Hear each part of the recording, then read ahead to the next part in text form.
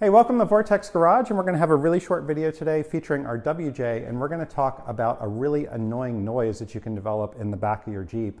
If you've ever heard this and not been able to pin down what it is, hopefully you'll find this helpful. Basically, you'll get a kind of creaking or squeaking sound that comes from the rear of the vehicle, sometimes only at light braking, sometimes only at low speeds, and it'll typically kind of go away as you brake. Now maybe you've gone and replaced your pads, you've greased your slider bolts, and you've checked your floating caliper to make sure everything's good, and it's still there. Well, believe it or not, it may actually be your caliper anchor. Now, I didn't usually think the caliper anchors were a part that would wear out, but since that floating caliper slides on them, they can actually wear out and they need to be remanufactured. So on today's video, we're going to take this wheel off. We'll show you a worn out one. We'll talk about ways that if you're a do-it-yourselfer with a welder, you could repair it yourself.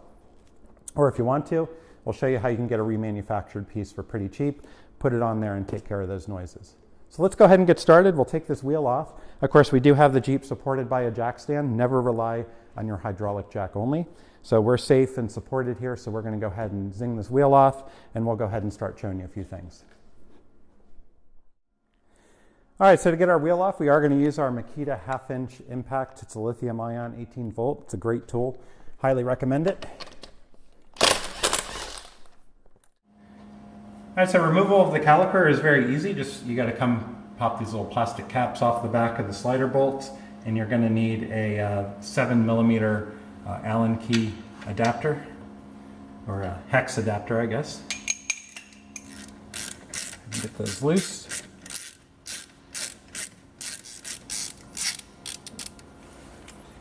You can see I've kept these greased pretty good. It's always good to check that they've stayed pretty well greased. Okay, we got the bottom one out. And then once you got that, you're going to need to remove this retainer clip here. Now this is another good thing. If you're having problems with squeaks or rattles back here, replacing this spring clip here isn't a bad idea to do as well. You can get hardware pieces for that. You can get all the new rubber pieces that go in the slider. We'd already done those on this Jeep. We don't have video of that, but it's pretty easy. It's about 10 bucks from Dorman to get that kit. And that'll make sure that you've got good tension kind of holding things together. If that doesn't solve those squeaks, it's probably your caliper anchor, and we'll show you once we get that off. So.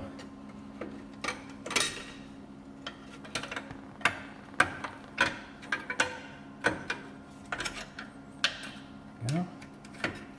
Okay, so slide this piece off, and then the caliper is pretty loose already, but if you need to, you can always come in with a screwdriver and just sort of compress that piston a little bit.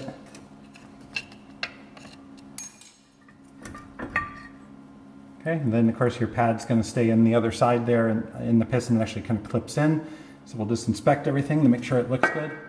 One thing you'll want to do, these rear calipers are known for seizing up on WJs, so you'll want to take a look at your pads, make sure that you don't have any weird heat marks or cracking or anything like that.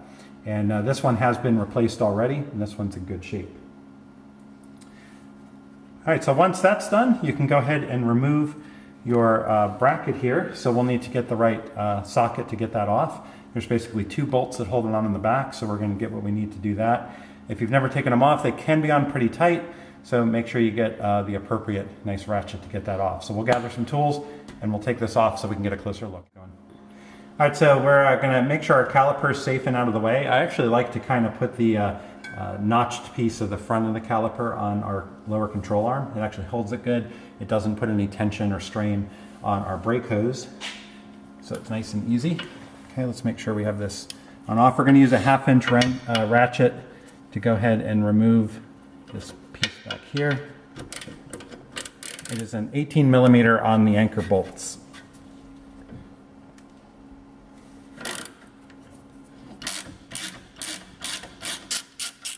All right, we got the top one loose. We'll get the bottom one.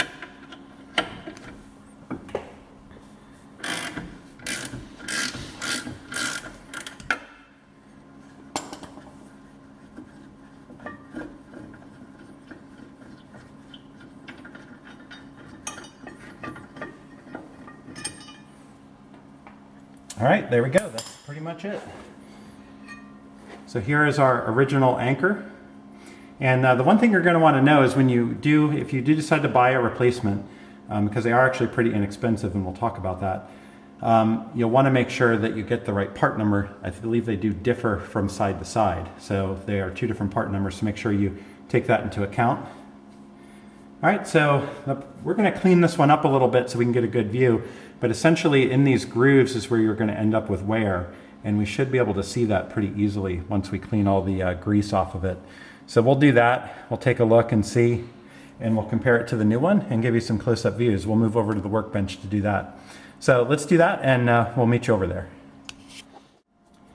Okay, so we've got our old anchor here, and we've got the new rebuilt unit right here. So we're going to do a little bit of comparison, just to sort of show you what the exact problem is, and some things also you'll want to look out for on the remanufactured units. So let's start with the old one. The primary problem that you're going to have that causes the squeaks and rattles is these indentations right here. These are actually wear marks in the actual anchor. And this is exactly where the pads sit. So I've got one of the brake pads, and it would actually, this is the outboard facing one. So this one would sit right here, and it would, as the caliper floats, make sure I can get that on camera for you, it would actually slide in this groove a little bit. But as you can see, we'll try to look at this top one right here, where it actually sits. There's actually a groove worn into it.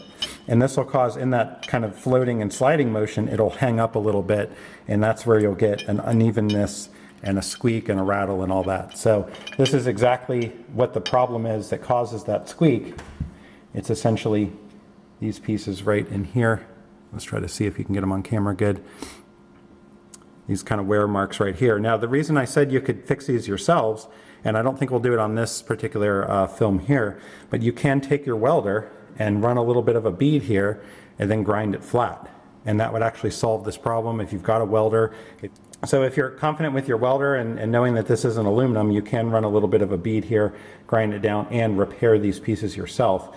And also make sure in the actual groove that you're nice and smooth in there as well. And that's essentially what you need to do to repair these anchors and solve that noise. So let's take a look at the replacement part, because, you know, again, these are rebuilt, remanufactured, and you think an anchor would just be a whole new piece.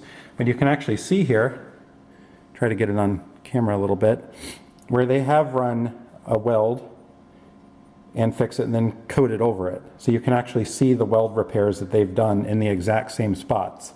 And as a result, that's kind of why, you know, you can definitely do this yourself a little bit. And sometimes the parts you get, you got to inspect them, because this one, for example, they didn't do a particularly good job cleaning up the weld here, and they left a little bit of a ridge on this side. So to take care of that, we just take a file, we're going to come in, we'll go ahead and clean it up, get it nice and even and ready to go. So it is a little bit tedious. So you get a new part, you've got to do a little bit of repair on it.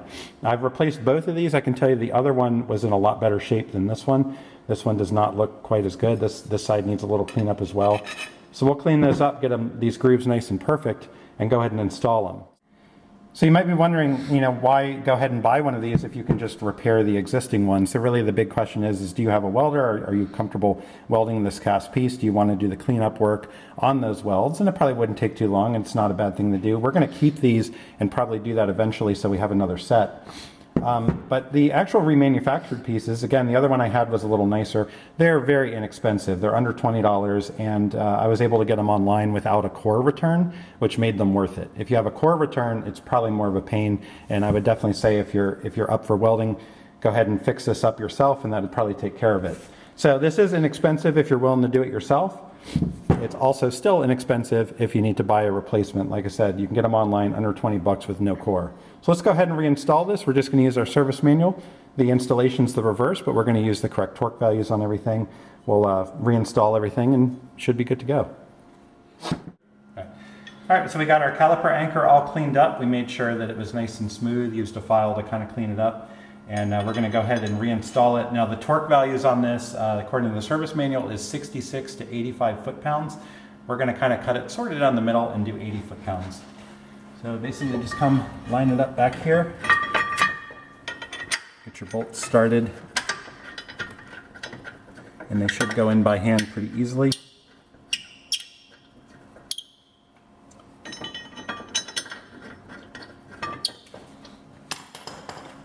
We got our torque wrench set. We'll come in.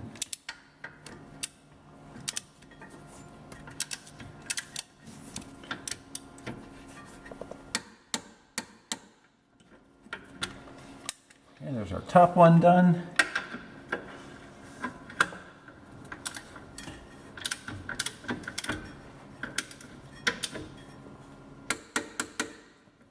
And our bottom one. All right, so that's our anchor reinstalled. Now we're going to get some caliper brake grease, like some Sil Glide, and we'll go ahead and grease up the sliders and the edges of our pads here, and we'll get our slider bolts greased up and we'll reinstall our caliper. So let me grab that and we'll continue on. All right, and then to continue to cut down noise, we're going to make sure we put just a little bit of grease on the edge of our pad here. Not too much, because we don't want to have it end up getting a lot of dirt and stuff in it, or having the grease come off and get on our rotor or something like that. You don't want to get any grease on the pad surface. We'll put a little bit where the caliper contacts the pad as well to kind of cut down on noise. And then we'll do the same on the back piece as well, on the pad in the back. And we'll go ahead, slide on our pad, and then slide our caliper and our rear pad back on as well. Okay, everything's on pretty good. And we'll take our slider bolts, put some fresh grease on those as well. And this is from Napa. It's a Sil Glide, but this is specifically brake part lubricant. So you're going to want to pick something like this up. Don't just use axle grease or something like this. This is actually designed for the purposes of brake parts.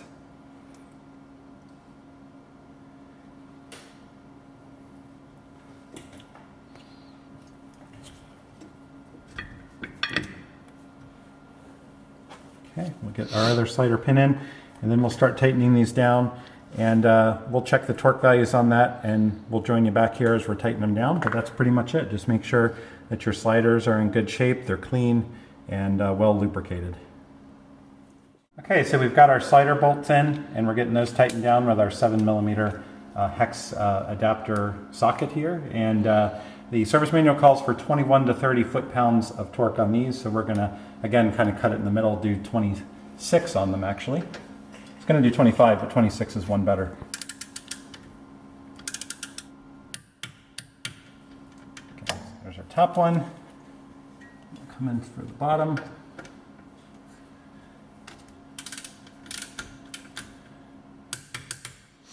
All right, that's it.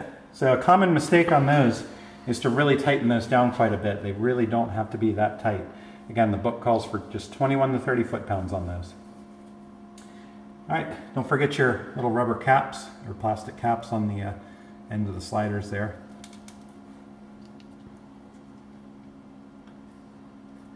And then if you've ever done rear brakes on a WJ, you know the most fun thing is trying to fit this spring back in.